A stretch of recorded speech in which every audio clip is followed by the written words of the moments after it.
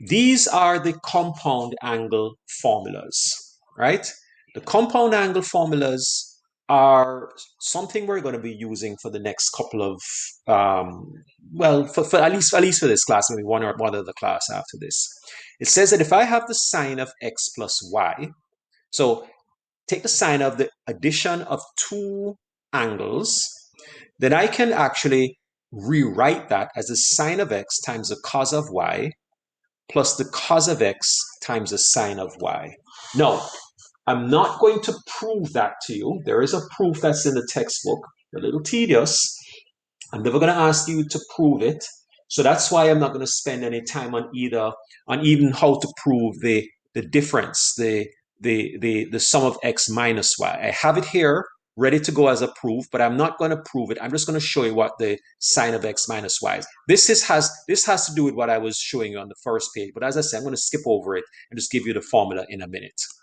This is the compound angle formula for cosine. The cosine of x plus y, don't memorize it because I'm going to give these to you on a test or a quiz, right? You won't have to memorize, you just have to know how to use it. The cosine of x plus y is equal to the cosine of x, cosine of y minus sine of x, sine of y. So compare the two, right? Sine of x plus y is sine cos, cos sine. The cos of x plus y is cos cos, sine sine, with a minus in between them. Again, we're not going to concern yourself with how you derive them. I just want to make sure you can use them. No, I gave you the sine of x plus y. I didn't give you the sine of x minus y because I haven't given that to you yet. It's one of those that I normally derive it when I'm doing this in a class where I have much more time. I'm not going to give you what that looks like. So let me go to the page where I have that there for you. These are the four formulas that you are required to work with, not to derive them, but work with them, right? The cosine of x plus y is what you see there. The cosine of x minus y is what you see there. The sine of x plus y, all of what you see there is what we're going to ask you to be able to use. So because of the pressure of time, I'm not going to get into too much of the derivation of it, but I also will tell you that there are some double angle formulas, right? And here is again, there is a derivation for this, and maybe I should go through at least a derivation of one of them to show you how this works. Maybe I will do that. Actually, I will do how you get the cosine of 2x and the sine of 2x. We need to use those formulas as well. So let's quickly do that. All right. Using this, the cosine of x plus y is equal to the cos x cos y minus sine x sine y. How can I get the cosine of 2x? Well, we can treat that as if 2x is x plus x. So let's apply this formula using the values of x twice. So what that means is I'm going to have the following, right? Remember, I'm using this thing on top here. I'm trying to use this not double angle. We're going to get double angle formula. I'm using this compound angle formula. So the compound angle formula says, say the cosine of the first one, right, times the cosine of the second one. So in this case, it's going to be the cosine of x times the cosine of x again, because x is the same for both. It's not x and y, it's x and x. So it's cos of x, minus the sine of x dotted with the sine of x again. Because remember, the x's are the same. Normally they're two different angles, but now they're both the same. So we're just going to simply repeat the x instead of saying x and y. Now, do you remember what they called cos of x times cos of x when you did this in grade 11? There's a way that they refer to that. Does anybody remember what that is? If you multiply the cos of x times the cos of x. Anybody? Nobody? It's referred to as cos. Okay, let me fix that. It's referred to as cos squared x is what they call it. Hopefully that rings a bell. You've hopefully seen that before. Minus, same thing here, sine squared x. Right? So that's what we call the double angle formula for cos. The cos of 2x is the cosine squared of x, which is same thing as cos x times cos x, minus sine squared x, which is sine x times sine x. That's your double angle formula. The double angle formula for sine. Now let's follow this to get the double angle formula for sine.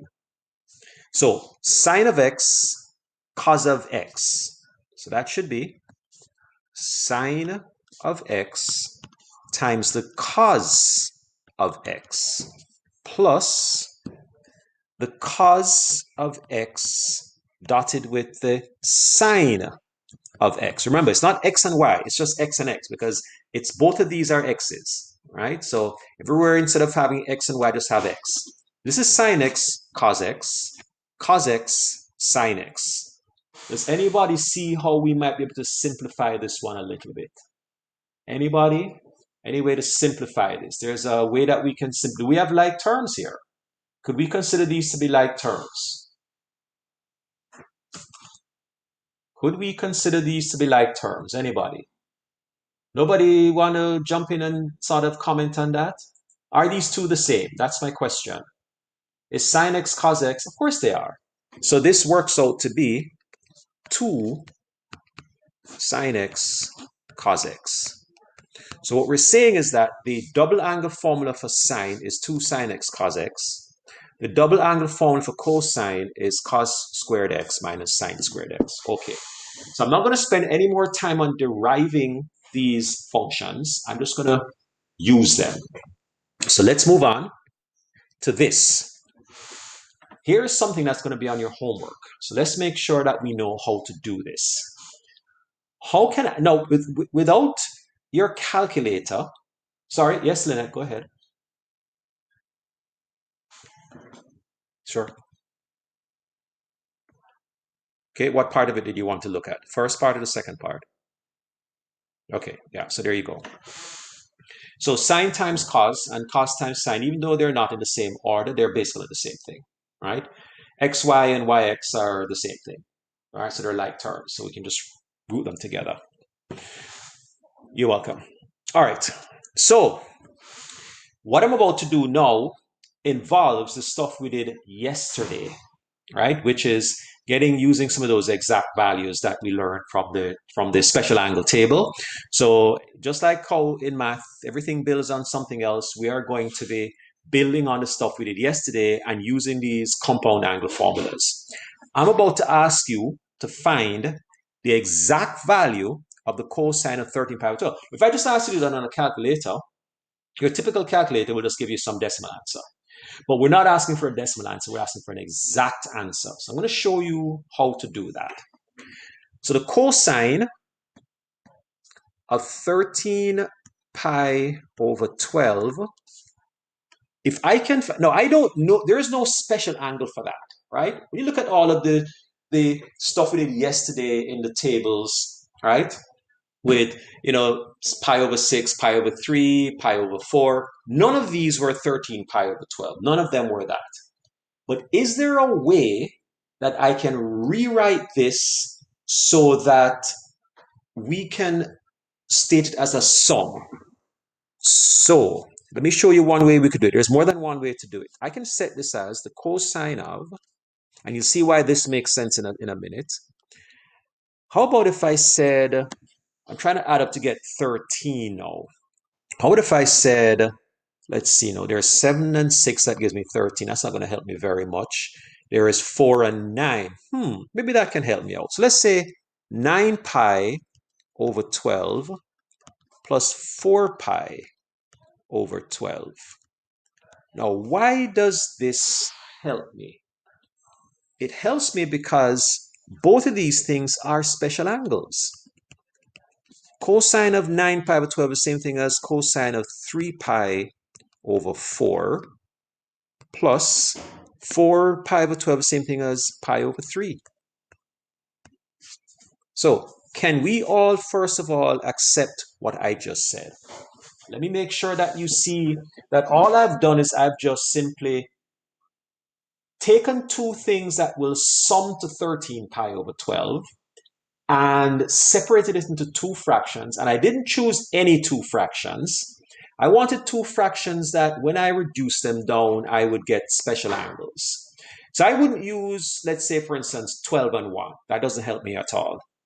I wouldn't use, let's see, 7 and 6. Yeah, that gives you 13, but 7 pi over 12, I don't know what that is. I wouldn't use 5 and 8. Yeah, they all add to 13, but when you reduce them down, it doesn't help me out.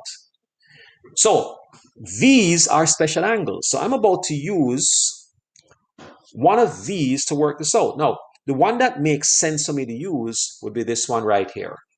So in fact, I'm going to move this down so that I can use it, right? I'm going to take this and put this right under here so I can use it, right? That's why I like my smartboard. So according to this cosine, this is like my x, it's like my y right here, right? So this cosine of 3 pi over 4 plus pi over 3 should be equal to, excuse me, the cosine of the x, and let's say the x here is a 3 pi over 4,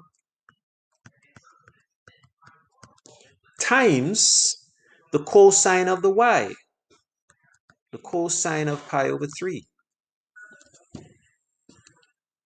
minus the sine of the 3 pi over 4 times the sine of the pi over 3. All I'm doing here, why did I choose that again, Hussein?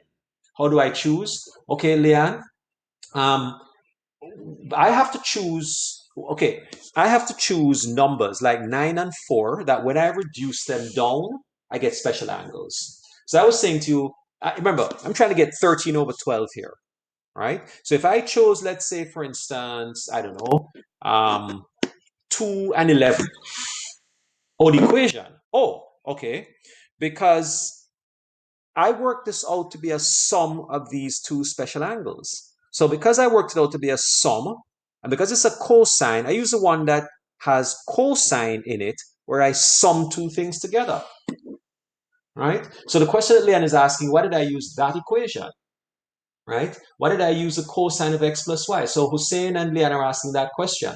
And hopefully, okay, Hussein says he's okay with that. Leanne, does that make sense? No. I'm choosing the one that adds two angles together to give me cosine. No? Okay. So look at all the options that we have. And Leanne, I like the fact that you said no. If it's no, then it means you should say no, right? So look at all the options that we have. We have the cosine of x minus y, where we're subtracting two angles from each other.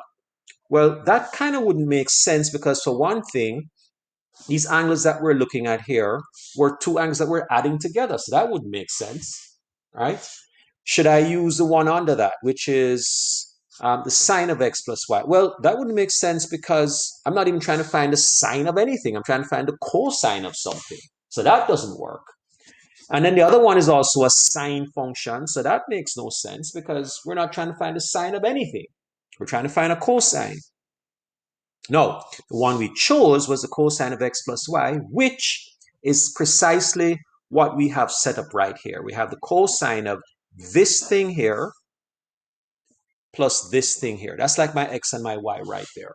Okay? And thanks, Leanne, for asking the question. You know, I always encourage that. Yes, Quinn, please go ahead.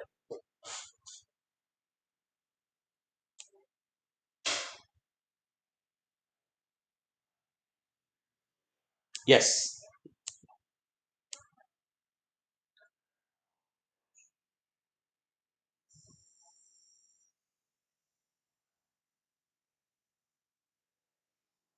Good question.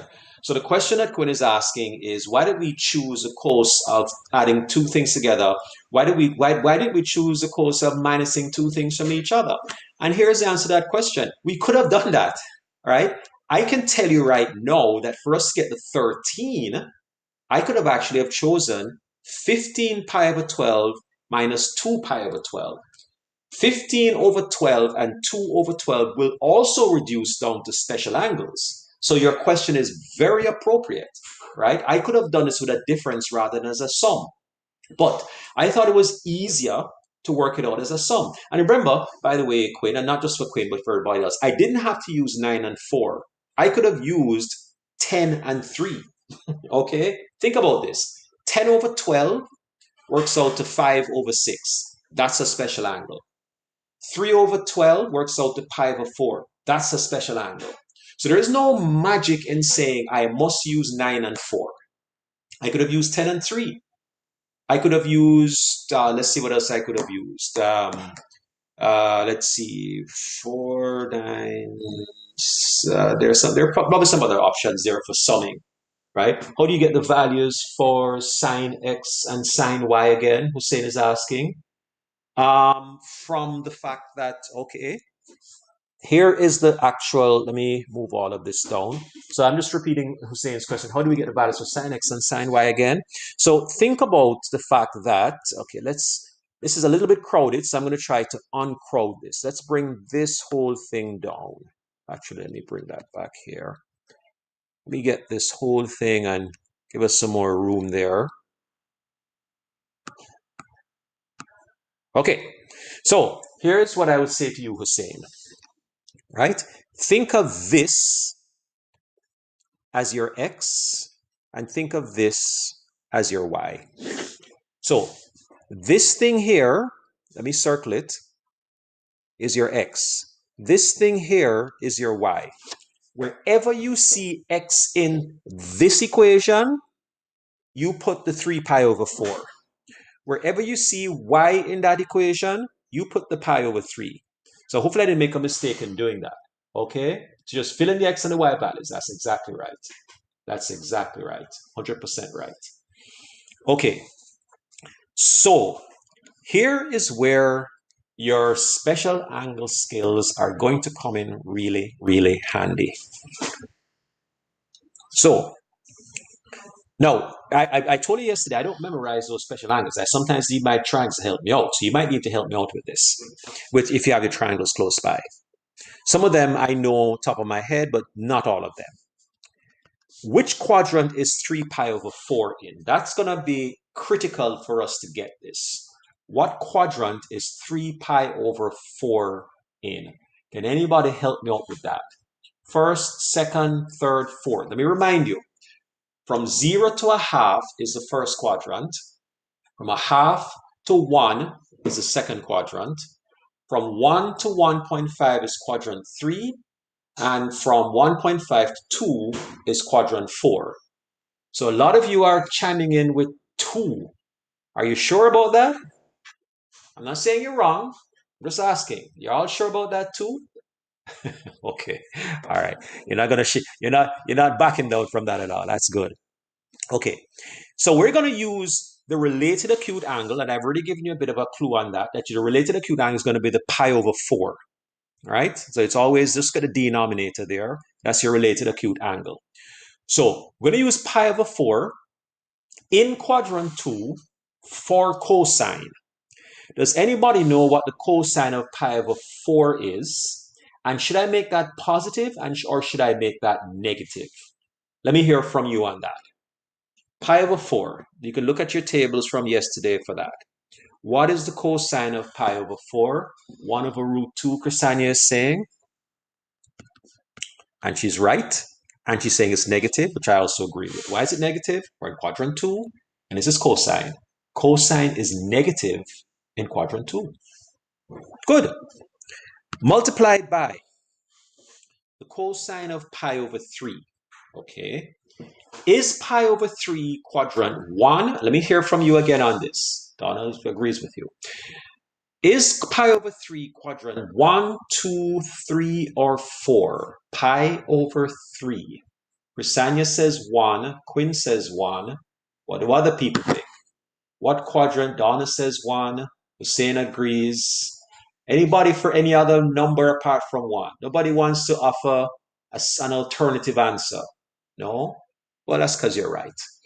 So here's where you now have to know what the cosine of pi over 3 is. And should I change the sign? No, they're all positive in quadrant 1. I don't have to worry about that.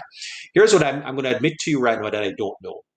I don't know the cosine of pi over 3. I'm being honest. I'm not kidding around. I'm not trying to, I'm not, I seriously don't know what the cosine of pi over 3 is. It's either root 3 over 2 or it's 1 over 2. It's one of them. I don't know. Which one is it? Chrisania says it's 1 over 2. Thank you, Chrisania. Bail me out on that. I literally would draw my triangles to figure it out. I don't know it off the top of my head. Okay, so let's keep going. Minus the sine of 3 pi over 4. So we already agreed that 3 pi over 4 is in the second quadrant where sine is positive. So whatever we had for the sine of pi, which is related to acute angle pi over 4, we're going to use the same thing for the sine of 3 pi over 4. And I happen to know that that one is 1 over root 2. So we're minusing 1 over root 2, which is going to be, there's a negative here which comes from the formula. So it's not that this negative means it's negative 1 over root 2. It's 1 over root 2, but there's a minus sign from it that comes from the equation itself. So 1 over 2, right, okay, perfect. So times the sine of pi over 3. Now we already agreed that pi over 3 is in the first quadrant, so whatever that sign is going to be positive. And I do know, this is what I do know, that if the cosine was 1 over, of pi over 3 is 1 over 2, then the other one is going to be root 3 over 2. So it's going to be root 3 over 2. Okay? There are no brackets. There's no bracket. No, we don't need any brackets for this one. Not really. Sometimes it's not a bad idea to put brackets in. Yes, Quinn, please go ahead. No, because it says sine of pi over 3, and pi over 3, which we all agreed was in the first quadrant, so therefore sine is still positive. Okay? The sine of 3 pi over 4 would also be positive. The negative sign that you see in the question only comes from the actual equation itself, but both of these are going to be positive. Okay? All right.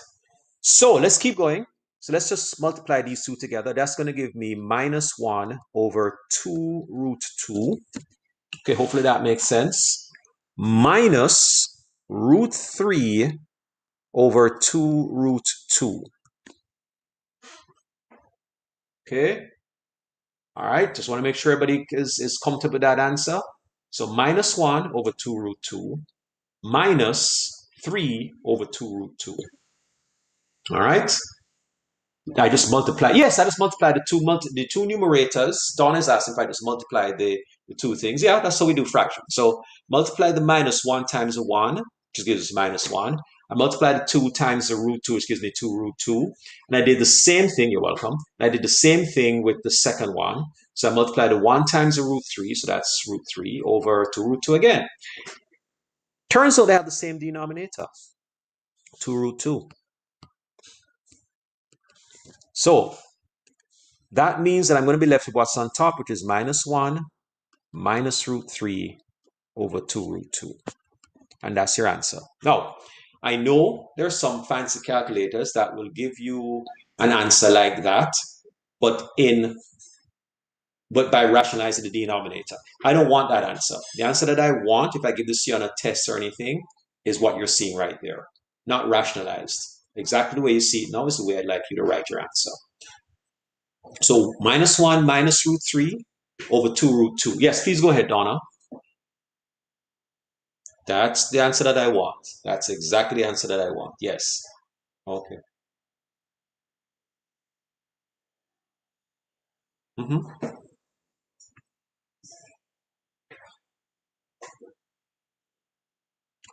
Oh, the end. Yeah, I don't really need that bracket. No. Yeah, I can get rid of that. Not really necessary. You're welcome. But let me put that back. Pi over 3. Yeah, not really necessary. Okay, let's try this a few more times, and then we're gonna have some more questions that we need to work on. How much time do we have left? Approximately 35 minutes. Okay. So let's try another one. Let's try 7 pi over 12. And this time I'm going to try this as a difference. Doesn't have to be, but it can be a difference. Or maybe I should do the sine one. Let's do this. Okay, let's do this one. Let's do the sine of pi over 12. And the only way we can get that is by using a difference. So we're going to try this one, right? We're going to try this one. Let me bring this down. So sine of pi over 12 is this one right here. Okay. What is this doing down? I don't know why I have that down here. Get rid of that. In fact, let me just delete it. Or should I? Hold on. Yeah, I'm going to delete that. Okay, so let's think this through now. Let's think this through. How can I write this? I don't think there's any way to sum to get 1 over 12. But is there a way that I could write it as a difference, as two things subtracted from each other? And then we could use a difference formula to work out what the exact value is. Okay, so Chrysania thinks 4 pi over 12 minus 3 pi over 12. Absolutely. Are there other ways to do it? Yes. Right? You could actually use 9 minus 8 as well. That would also work if you think about it, because both of those are reduced down to give us special angles. But we'll go with what Chrysania suggested, probably the easiest one. So 4 pi over 12 minus 3 pi over 12. Can we first of all agree that that is the same as 1 pi over 12? Can we all agree with Chrysania on that? Please, let's chime in on that. So Donna says yes, Hussein says yes. Does everybody else feel confident about that? Alexa, perfect. Okay, so let's now bring down the formula for the sign of a difference, which looks like this one right here. I'm going to bring this guy down and use this one.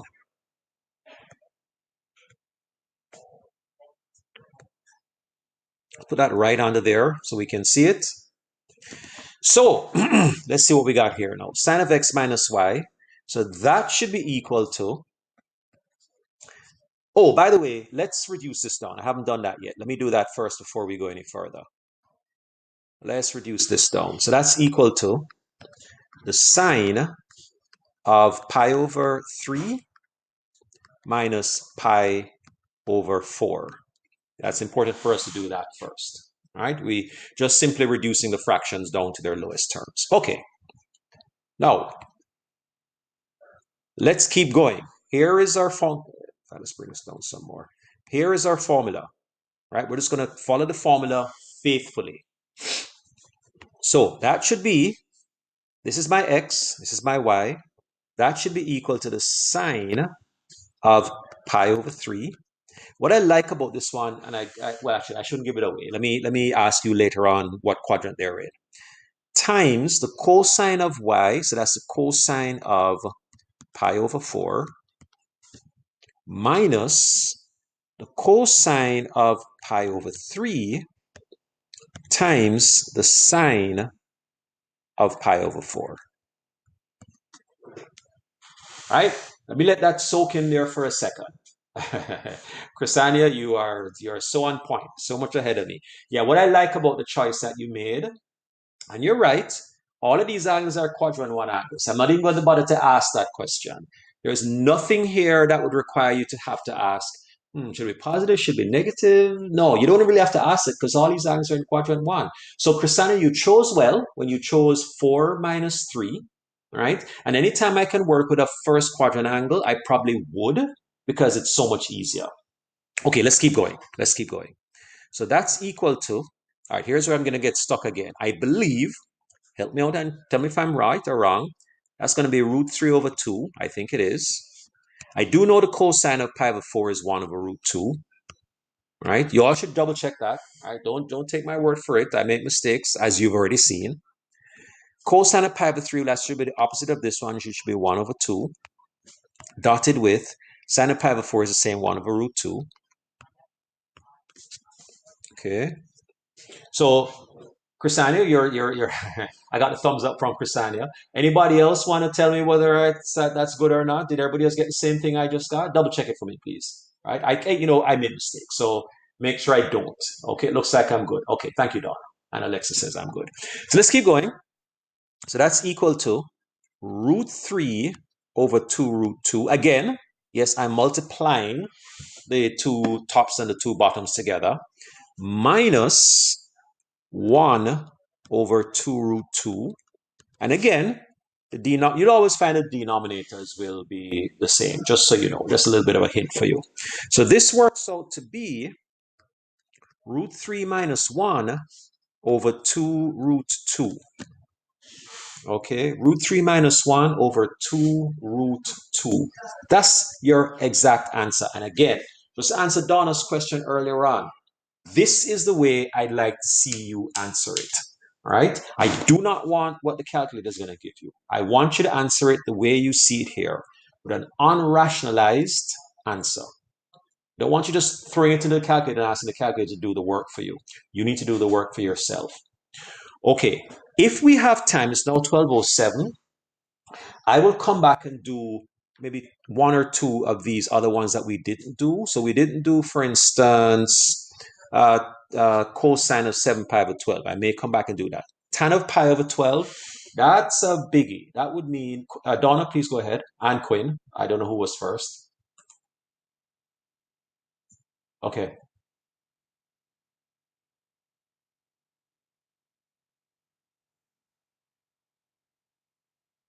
The 2 root 2, yeah. It always works out to be the same. There's no law in math that says it has to be, but I found that every time we do these questions, it always works out to be that. Yes. Okay. Yeah. Yeah. You're welcome. So Don's question was, the denominator is always going to be the same, the 2 root 2. Every time I've done this, it works out to be 2 root 2, to be totally honest with you. So even though there's no law that says it has to be 2 root 2, if the denominator is 12, it seems to work out to always be 2 root 2. Okay, sorry, go ahead, Quinn. It's one of the ones from the homework. Yes, I'm going to do the other one that you have on the homework as well. All right. Hope I haven't actually done the homework question for you. I don't think I did, but we'll see. All right, let's move on. Angle X. So these are the last, I think, 2 questions. Let me just make sure here. What's this other one here? Oh, okay. All right. We'll try to get through as much as we can. Okay. Angle X is in the second quadrant. And the sine of x is 5 over 13. Determine an exact value for the cosine of x. Okay, all right, okay. So let's think about this a little bit. We're talking about a second. I'm going to draw you a little picture for what we're talking about here. So second quadrant we know is over here. And of course we know the angle that we're talking about is usually angle in standard position, which starts off here and goes all the way over to here. But we always use the RAA, which is the related acute angle, which is the angle measured to the x-axis. So I'm going to use this angle down here to get what we're trying to figure out. Now, the sine of x is 5 over 13. Let me tell you what that should suggest to you. Since we're using this angle here, I'm going to create a little right triangle and say that we're going to use a related acute angle, which is the angle which is measured from the x-axis. If the sine is 5 over 13, the sine of that red angle is equal to this side, which we're calling 5, over this side, which we're calling 13. Why? Because sine is opposite over hypotenuse. Right? So the sine of that angle, the related acute angle, is equal to the opposite side over the hypotenuse, which is 13. Which means we're in a position to figure out what this side over here is, which we can call x, by the way. Right? And I have a good reason for calling it x because it's on the x-axis. So it's not a bad idea for us to call it x. So how would we actually calculate what x is? How can we calculate what the size of x is? Right? It's a right triangle, folks. Think about it. Thank you very much. It's the Greeks who gave us Pythagoras' theorem. Pythagoras says that we can use his theory to figure out what that is. And in fact, in short, x squared is equal to 13 squared minus 5 squared. Right? I'm not here to teach you Pythagoras' theorem. So I hope that that looks familiar to you. And I also hope that you can do the math on that and work out that x is equal to 12. Do that for yourself, please. 13 squared is 169 minus 25, which is 144. Take the square root. Again, that's all grade, whatever grade that is. Right? So the answer should be 12. So this side is really minus 12, if you think about it, because of the side of the x-axis that you're on in the second quadrant. Right? That's really a minus 12. Now, it's asking for an exact value for the cosine of x. Well, the cosine of x should be equal to adjacent over hypotenuse. 10? Where is Donna getting 10 from? Oh, grade 10. Oh, okay. All right. That's okay. How do I get minus 12, Hussein is asking? Well, the answer is actually 12. Let's just be clear on it. But because I'm in the second quadrant, that means that your x values, the values on the x-axis, are going to be negative. Wouldn't that make sense? Because I'm in the second quadrant. And remember, cosine, and that's where I'm going to be going to next. Do you see why it's minus? Do you see why it's minus now, Hussein?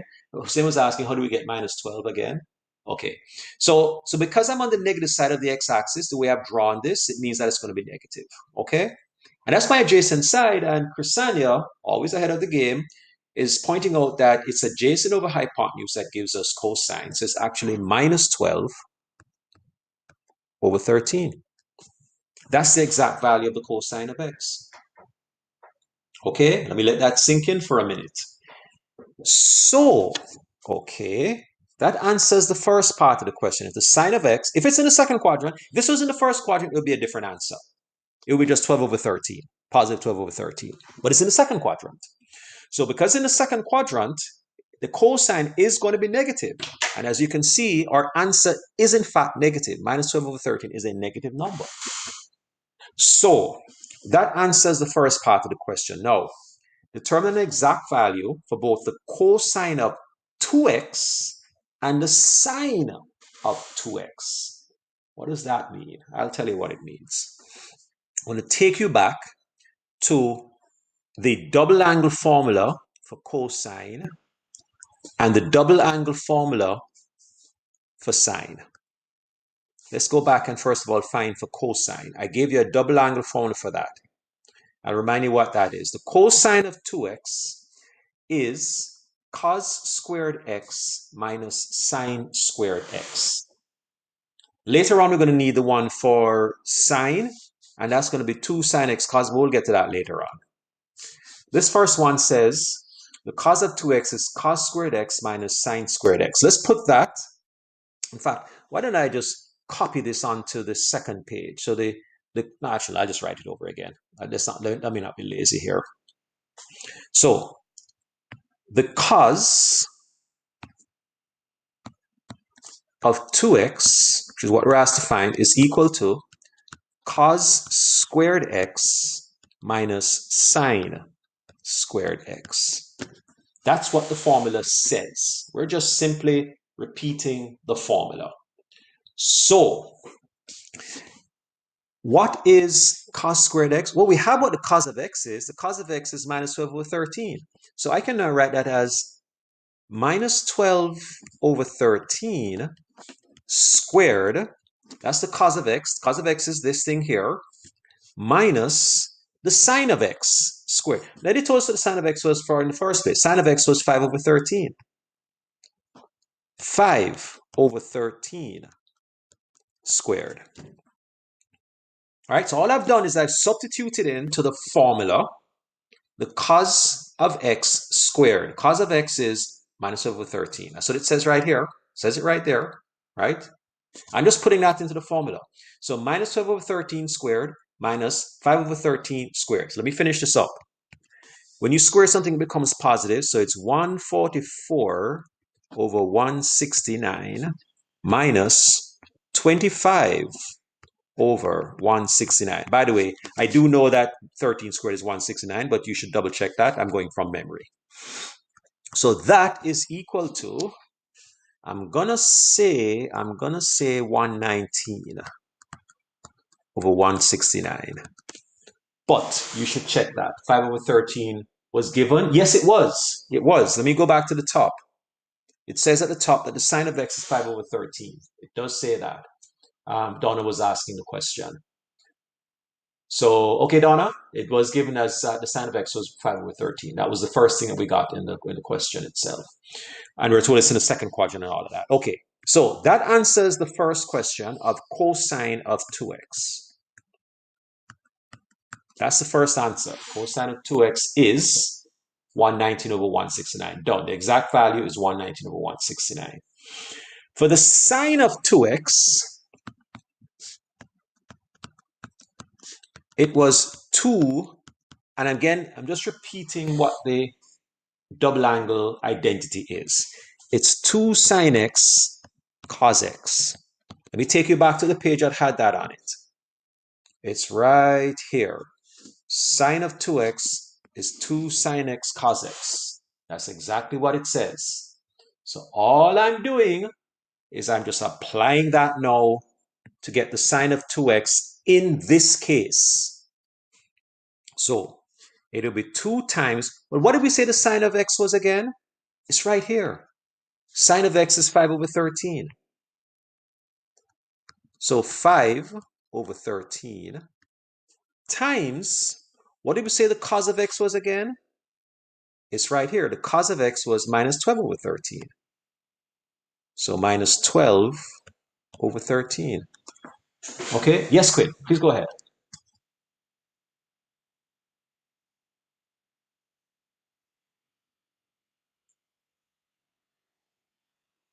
Yes.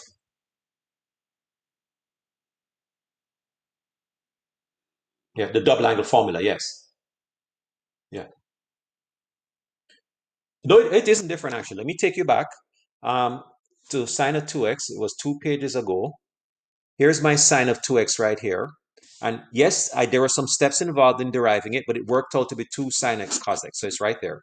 So sine of 2x is 2 sine x cos x. There are some steps to getting it, but we don't have to go through the steps each time, right? I don't need you to have to prove how to get the sine of 2x every single time. The identity is, and by the way, we're going to be doing trig identities, I think it's tomorrow.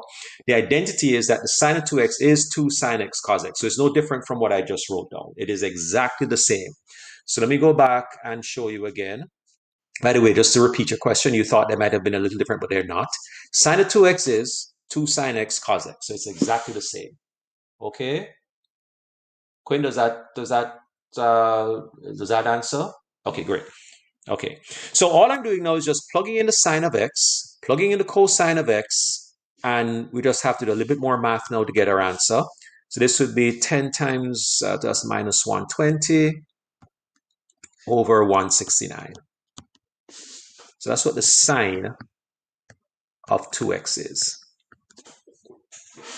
That's what the sine of 2x is. We just need to know how to use it right. Yes, Donna, that's it. I'm not asking you to derive it. All right, we don't have the time for that. I started off by mentioning about odd functions and even functions and all that kind of thing. And the only reason I did that was because I normally derive the sine of x minus y and the cosine, but I'm not doing that because we just have to sort of get to the essential stuff, and that's what I've just done. Yeah, we just have to know how to use it. So there's your answer, the sine of 2x minus 120 over 169. We have about 15 minutes left. So let's see if I can squeeze in one other question. Let's see. I think this is this is the last one. I don't think there's and yeah, okay, right. So we'll try this last one and then we'll stop. Right? We'll stop after this. So here's what it says. Angles X and Y are located in the first quadrant. So these are both first quadrant angles. That's the first thing. Sine of X is 4 over 5. Cosine of Y is 7 over 25. Determine the exact value, sorry, for the cosine of X. Determine the exact value for the sine of Y. Then determine the exact for the sine of X plus Y. Okay? So that's what we're trying to find. So, first quadrant, I'm going to draw a little diagram again. First quadrant is really easier. So it says 4 over 5. Remember, you always measure your angle from the x-axis. So here's my angle right here. Drop in my triangle. Right triangle. And since it says the sine of x is 4 over 5, so this is my angle right here. 4 over 5 means that this is 4 and this is 5. Opposite over adjacent. So again, we're being asked to find what x is. I'm going to call x as the x-axis. It's the adjacent side. Again, we're going to use Pythagoras. And without me going through a lot of fancy footwork, we know that x squared should be equal to 5 squared minus 4 squared. And I'm just going to say that that answer should be 3. But you should double check that for yourself. You should check that for yourself. All right? That's 25 minus 16, which is 9. Square root of that is 3. So there you go. So this x here should be equal to 3. So what is the cosine of the x? I'm not sure why I switched to purple. This is my x right here. What is the cosine of that x? Can somebody help me out with that, please? Same angle, but now we got it with a sine. What is it as a cosine? What's the cosine of x? Come on, folks, you can help me out with that. Hussein says 3 over 5. I agree. So the cosine of x is 3 over 5. Donna agrees. That's for the sine of y now. Okay, let's see. Yes, Quinn, go ahead, please. Yeah. Mm-hmm.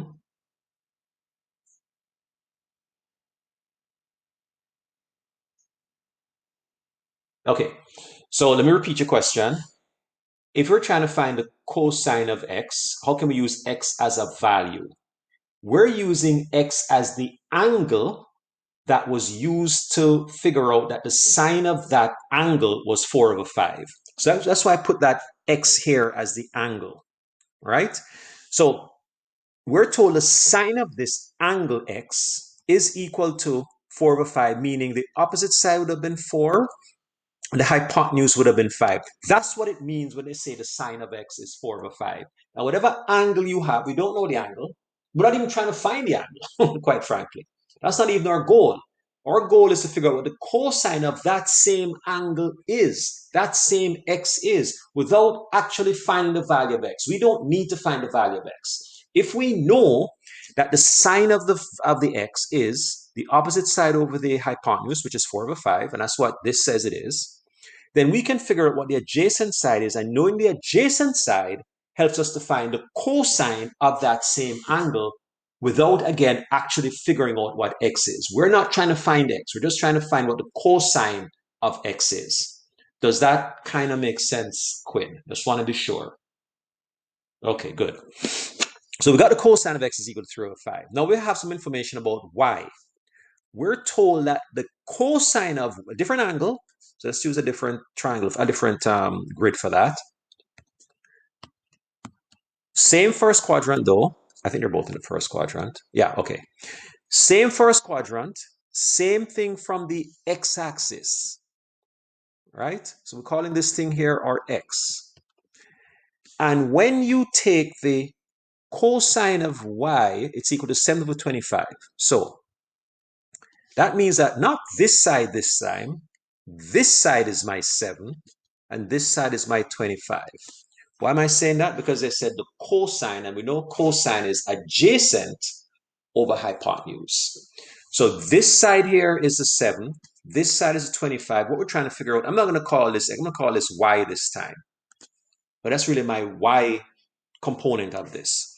So, again, using Pythagoras, y squared is equal to 25 squared minus 7 squared.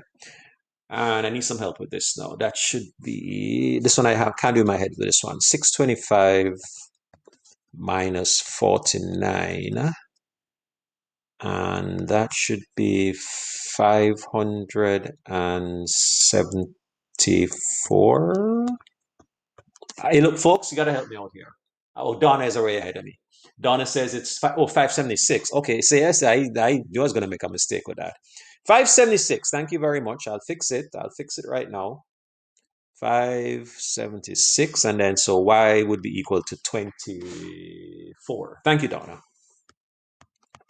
So this side is actually equal to 24 then. So we are now in a position to find the sine of y. The sine of y should therefore be what over what then? Looking at the triangle, the sine of y should be what in that case? What's the sine of y? Folks, help me out, help me out. Need some help. I'm stuck. I don't know what to do. What's the sine of y? What is the sine? 24 or 25? Thank you very much.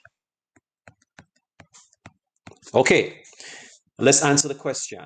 The question was, let me go back to the question, an exact value for the sine of x plus y. The sine, this is our question, x plus y. Well, we're going to need a compound angle formula for this.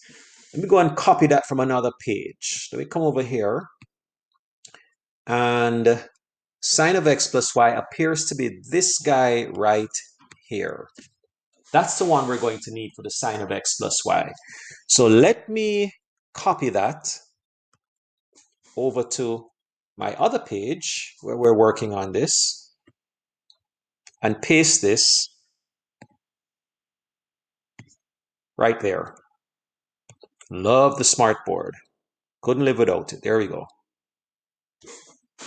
All right. And all we need to do now is just plug everything into this. So that means that we have our, actually, let me just move this out of the way here a bit. And then move this under here. And we have the sine of y. We have the cosine of x. Excuse me. Okay, no, hold on. What are we doing? Oh, sorry. Ask for the sine of x plus y. So we need the sine of x and the cosine of y. That's what we need. So, excuse me.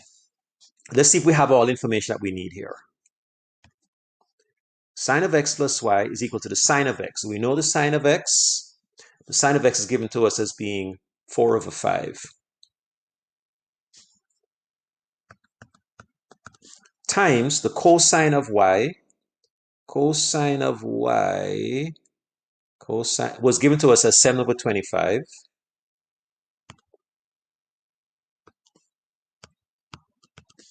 Plus the cosine of x, which we worked out, was 3 over 5. Times the sine of y, which we have right here, as 24 over 25. I'm just plugging in the pieces. That's all I'm doing. Just plugging in the pieces. Some pieces were given to us. Some pieces we had to calculate. So let's just double check this because, yeah, I can make mistakes. Sine of x was given to us. Sine of x was 4 over 5. Drop that in. The cosine of y was given to us, 7 over 25. Drop that in. The cosine of x, we didn't have that, so we had to figure that out. Cosine of x is 3 over 5. The sine of y is right there, 24 over 25. So all we need to do now is just put it all together. That's 28 over 5 times 25. That should be 125. Double check that, please. Plus 3 times 24, I'm going to say is 72 over 125. Again, please help me out. Let me know if I got something wrong. Right for all. Okay, thank you, Donna. And let's just add it all up now. So that's it. That's 2. That's 100, I think. Yeah, that looks like 100 over 125. And obviously that can be reduced down to, it is 100, thank you. And that should be able to be reduced down over 125, should be 4 over 5. So there's my sine of x plus y. Okay. Unless I made any mistakes, that should be good. All right, folks, that's a lot of work I threw at you today. There is homework which I believe you should be able to handle now.